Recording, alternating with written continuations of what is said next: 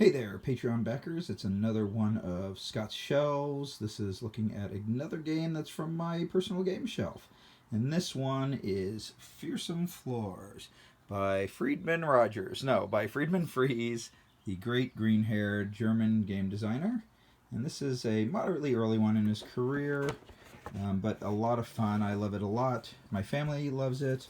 It's got this great Tales from the Crypt style artwork to it with this horrible monster with Prince Feisto and Furniculus and foreigners, because everything Friedman Fries does has to be green and use the letter F. So the way that this game works is you have this board, which is essentially a grid of letters and in different directions. So you have I'm penning so fast, through T, I think, or U. Oh no, yeah, U, V, W, X, Y, Z, and then a corresponding set on the other side. And this is controls a monster, a very cool monster that you build. So here I've got, once again, I store all my parts in plastic baggies, but essentially you are building a monster from all these different parts. Let's see here, what do we got? Where's our monster's parts? Monster parts. So there's some arms, and there's different, there's a foot, and there's a head, sorry, camera's drifting, apologize for my bad camera work, and there is, this is tricky to do one-handed, but bear with me.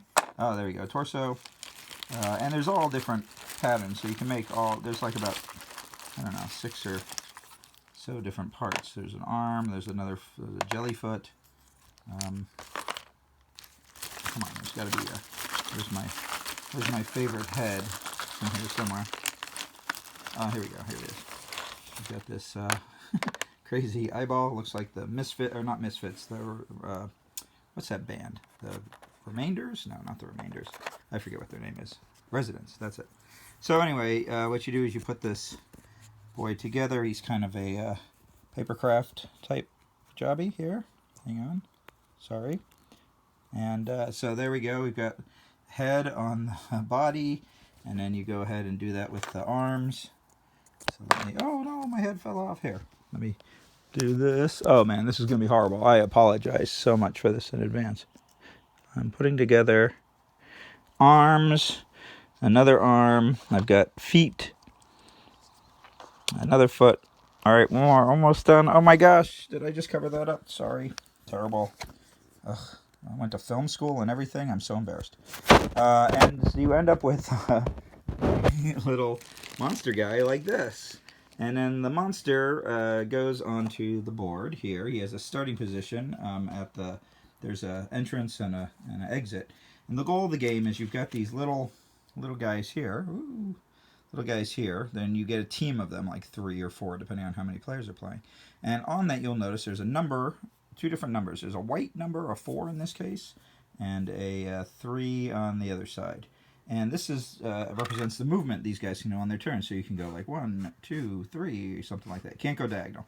But what happens then is you draw one of these tiles, these tombstone tiles, and you flip it, and it shows how many steps the monster can go. So this goes 10.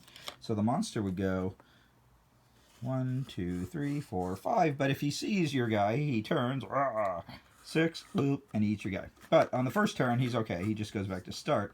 But on the second turn, he is killed and out of the game. And if you can get any of your little guys to the end, here's a cute little dog. And unfortunately, this poor dog always dies because he is a 6-1. But I love him. He's like, my ears. But there's all types of fun little in-jokes and stuff. There's kind of like different factions. So there's like some nerds. And there's, this one's great, Star Trek fanboy. And then there's, let's see what else we have. Oh, here he is. The man himself. Friedman Fries makes an appearance. Looking properly freaked out. And then there's some other ones, like you have characters from you have one whole team, that's the Addams Family. It's pretty funny. Anyway, here's a couple. Oh, here you go. Here's Morticia, just to show you there's a Addams Family. And then The other fun thing, though, is that there are these things you can lay down on the playfield.